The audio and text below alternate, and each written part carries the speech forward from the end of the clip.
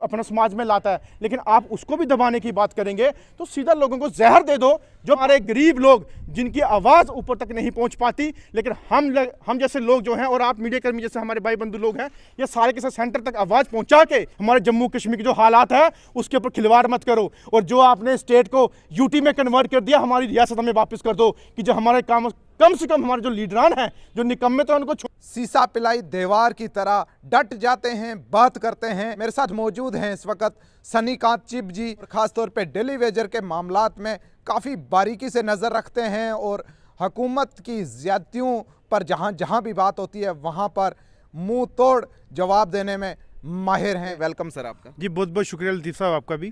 जी बताएंगे, जंतर मंतर पे आप गए थे, ज़बरदस्त तरीके से आपने बात रखी है डेली वेजर्स की, कुछ मसला हुआ हल?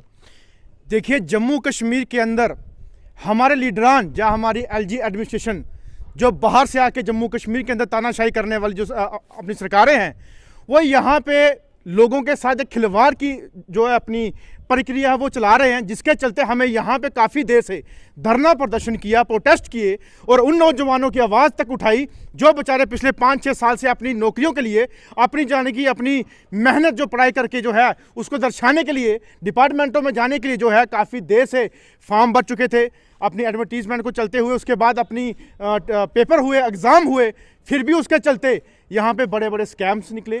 हमारे नौजवान आज बेरोज़गार हैं और बेरोज़गार के चलते जिनके हाथों में आज पेन कलम होनी चाहिए, ऑर्डर होने चाहिए डिपार्टमेंट के, कुर्सियों के अंदर ऑफिस में बैठने कुर्सियाँ होनी चाहिए, लेकिन उनके हाथ में ड्रग्स हैं। वो देखते हुए हमें दुख होता है काफ़ी कि जम्मू कश्मीर के हालात आज मैं कहता हूँ इतनी बदतर हो चुकी है कि मजबूरन हमें यहाँ पे जो है जम्मू कश्मीर को छोड़ के जंतर मंतर में बैठ के जो है प्रदर्शन करना पड़ा।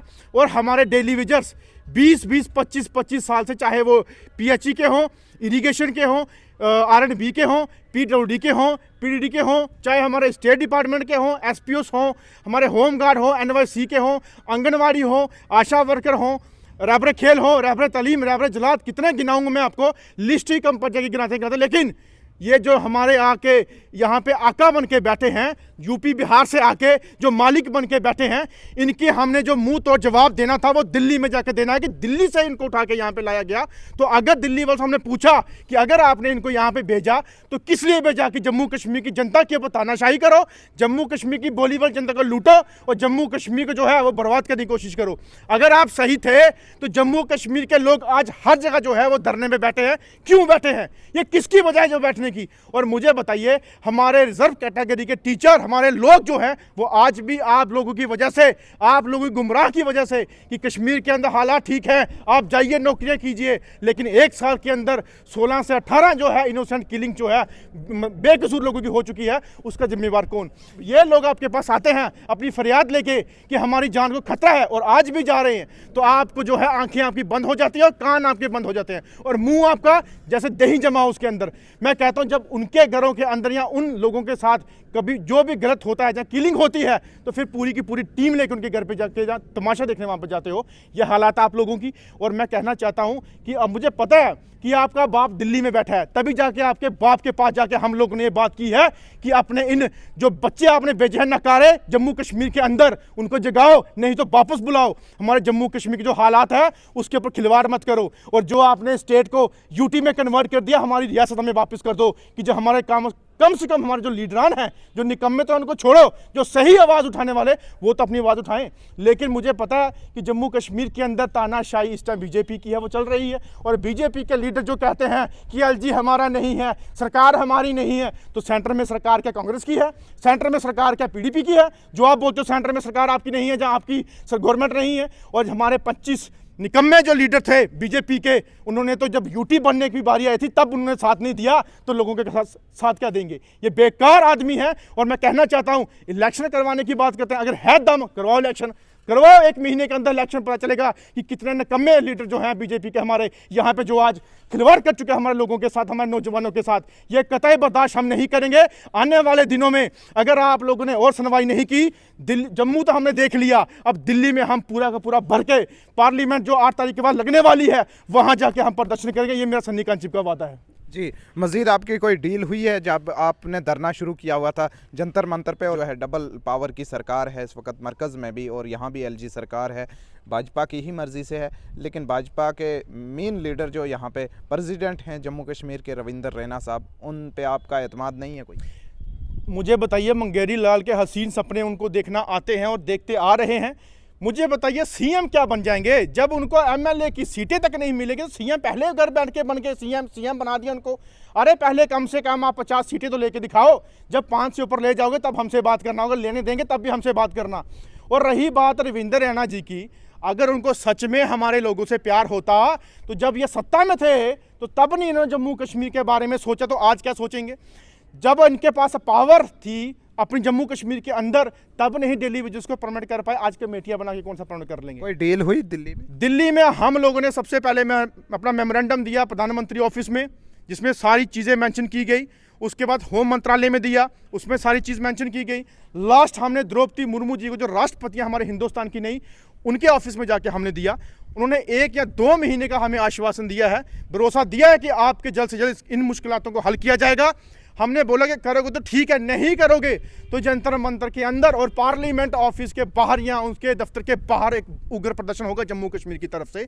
ये मैं वहाँ पे बोल के आया हूँ, और काफ़ी मीडिया ने जो हमें कवर किया है, और धन्यवाद करता हूँ दिल्ली की मीडिया को, जम्मू की मीडिया को, जो आए दिन हमारे साथ हमारे मुद्दों के, हमारे लोगों के, हमारे गरीबों की आवाज़ जो है उठाते रहते हैं। और आगे भी मैं आशा करता हूँ कि आप मीडिया बंधु के जरिए पे हमारे गरीब लोग जिनकी आवाज़ ऊपर तक नहीं पहुंच पाती, लेकिन हम जैसे लोग जो हैं, और आप मीडिया कर्मी जैसे हमारे भाई बंधु लोग हैं, ये सारे के साथ सेंटर तक आवाज़ पहुंचा के इन निकम्मे लोगों की जो कान है वो हम खोलना चाहते हैं। और मैं कहना चाहता हूं आपके चैनल के माध्यम से हमारे एलजी साहब को कि अगर आपको जम्मू कश्मीर संभालना नहीं आ रहा तो आप अपने यूपी में जाइए, आप यूपी अपना संभालिए। हिंदुस्तान के अंदर सिर्फ गोदी जो मीडिया है वो भरी हुई है, जो जनरल मतलब कि गरीब लोगों का जो चूल्हा नहीं जलता उसका कभी कवरेज नहीं करते। ये मैं कहता हूं, जो आज की डेट में हमारी बच्चियां, हमारे जो लोग हैं, चाहे बच्चियों के साथ रेप हो रहा है, उनका आज तक वो कवरेज नहीं करते। जो लोग आज हमारे नशे की जद में आके जो मर रहे हैं उनकी ये कवर नहीं करते। जहाँ हमारे नौजवान जो पढ़ाई लिखाई करने वाले, जिनको पढ़ाई अपना नसीब नहीं होती, उनकी कवरेज नहीं करते। जो लोग हमारे जिनको ज़रूरत है, मकान टूटे हुए हैं, घर टूटे हुए हैं, रोड टूटे हैं, उनकी कवरेज नहीं करते, लेकिन ये करते हैं सिर्फ उद्योगपतियों की कवरेज। जैसे अलेक्जेंड्रा सिकंदर जैसा रूल है, वैसे जम्मू कश्मीर में बन चुका है, वो पूरे हिंदुस्तान में बन चुका है। लेकिन जब वो नहीं रहा तो आप जैसे लोग कैसे रहेंगे? और मीडिया कर्मी, यानी कि हमारे जो रिपोर्टर या मीडिया होती है, वो 4th पिलर ऑफ जो है कॉन्स्टिट्यूशन का माना जाता है। अगर 4th पिलर जो होता है वो उजागर करता है हमारे छोटे छोटे मुद्दे, मसले, मिसाइल, लोगों की बातें, लोगों का अपनी समस्या, जो परेशानी है वो उजागर करके आगे अपना समाज में लाता है। लेकिन आप उसको भी दबाने की बात करेंगे तो सीधा लोगों को जहर दे दो। जो पानी आप छोड़ते हो टैंकियों में, उसमें जहर डाल दो तो सबको पिला कर मार दो, और आप ही कुर्सी में बैठो, आप ही उनकी जो है कुर्सी की पैरवी करो, क्योंकि यही जनता, पब्लिक जो गरीब है, ये आपको यहाँ कुर्सी तक पहुँचाती है, और इनकी सेवा करने का मौका वो लोग खुद देते हैं। लेकिन आप सेवा नहीं करते, आप उनके साथ जो है एक दुर्व्यवहार करते हो, जिसकी वजह से आज लोग हमारे जो है वो परेशान बैठे हैं और कहते हैं कि हमें वोट दे दो, हम सीएम बन जाएंगे। अब एक बार इलेक्शन में खड़े होकर देखो, और जब आपको वोट देने की बारी आएगी, आपको वोट के नाम पर जूते मिलेंगे, ना ही वोट मिलेगा। सनीकांत जी, एक लास्ट हमारा सवाल रहेगा आपसे, क्या मानते हो जम्मू कश्मीर को यूटी का दर्जा मिलना ज़्यादा ज़रूरी है, या इंतखाबात यहाँ जो हैं इलेक्शन करवाने ज़्यादा ज़रूरी है? देखिए, यूटी बना के इन्होंने यूटी वाला तो काम कोई किया नहीं। यहाँ पे जो यूटी की चीज़ें होनी चाहिए थी, चाहे वो कॉन्स्टिट्यूशन हो, चाहे वो एक्ट हो, कुछ भी चीज़ हो, चाहे लोगों को अपना कुछ मिलना हो, वो तो उन्होंने दिया नहीं। टोल यूटी के अंदर होते नहीं है। यहाँ पे 5 से 6 टोल हैं यूटी के अंदर। आपका minimum wages act as per NCT के तहत जो होता है लागू, वो उन्होंने किया है नहीं। जो हमारे डेली वेजेस जो हैं परमानेंट होते हैं अपना यूटी के अंदर, वो उन्होंने किया है नहीं। यूटी के अंदर हमारे जो लोगों की जैसे ह्यूमन राइट जैसी चीज़ें हैं, वो यहाँ पे अमेंडमेंट है नहीं। लोग बोलते हैं यूटी, क्या यूटी में दे दिया? और हमें पहली बात है, जब एक स्टेट को यूटी में कन्वर्ट किया, दुख तो हमें वहीं होता है। और हमारे उस लीडरानों ने इस रियासत को, बनी बनाई रियासत को, एक अच्छी रियासत को जो है इन्होंने नीचे गिरा दिया। मैं कहता हूं सबसे पहले हमारी रियासत वापस आनी चाहिए, उसके बाद इलेक्शंस हो, क्योंकि इलेक्शन करवाने का फ़ायदा भी तब है हमारी रियासत, हमारी स्टेट अपनी हो, हमारे लीडर अपने हो, जिस वजह से अपनी आवाज़, अपना सब कुछ जो है वो हम खुद उठा सके, उनका फैसला हम खुद कर सके। क्योंकि यूपी बिहार वालों के ऊपर हम ना छोड़ें ना हम छोड़ेंगे, क्योंकि हमारी रियासत, हम मालिक हैं यहाँ के और हैं और हमेशा रहेंगे। कोई बाहर से आके हमारे यहाँ पे कोई तानाशाही करे, हमारे ऊपर कोई हुक्म चलाए या कुछ भी गुंडागर्दी करे, हमें कतई बर्दाश्त नहीं है। जाते जाते कुछ कहना चाहेंगे? मैं यही कहना चाहूँगा कि जम्मू कश्मीर की आवाम को हाथ जोड़ के आपके चैनल के माध्यम से एक विनती करता हूँ कि आने वाले इलेक्शन में चाहे जब भी करवाएं चोर, लेकिन जब भी ये करवाएं तो तब इनको देखना कि कौन आपके आवाज़ उठाने वाला, कौन आपके साथ चलने वाला, कौन आपके मसले मिसाइल को उजागर करने वाला, कौन गरीबों की जो है आगे आवाज़ पहुंचाने वाला, कौन दुख सुख में आपके साथ आने वाला, उसी लीडर को वोट दें। ऐसे चोरों को जो कुर्सियों में आज बैठे हैं तानाशाही करने के लिए, उनको जूते मार के मोहल्ले से बाहर निकालें। जी शुक्रिया। ये धड़ल्ले से बात करते हैं और बात बेबाकी से रखते हैं, और इंतज़ामिया को ख़ास तौर पे इन्होंने बावर करवाया है और बार बार मुतालबा कर रहे हैं, और इनका कहना है कि जम्मू कश्मीर को यूटी का दर्जा दिया जाए, साथ ही साथ जितने भी डेली वेजर्स हैं उनको उनका हक दे दिया जाए और जल्द अज जल्द इलेक्शन भी करवाए जाएं। नाजरीन, इसी ख़ास इंटरव्यू में अपने मेज़बान लतीफ़ रज़ा को दीजिएगा कैमरामैन अजय सिंह के साथ इजाज़त। अल्लाह हाफिज़, आदाब। उस्मान कम्युनिकेशन गूल, जहां हर किस्म के इलेक्ट्रॉनिक आइटम मुनासिब कीमतों में दस्तयाब हैं, जैसे fridge, washing machine, geyser, mobile phone, solar light, inverter battery, LED, rice cooker वगैरह। तो देर मत कीजिए, गूल का मशहूर शोरूम उस्मान कम्युनिकेशन, मीन बाज़ार, गूल।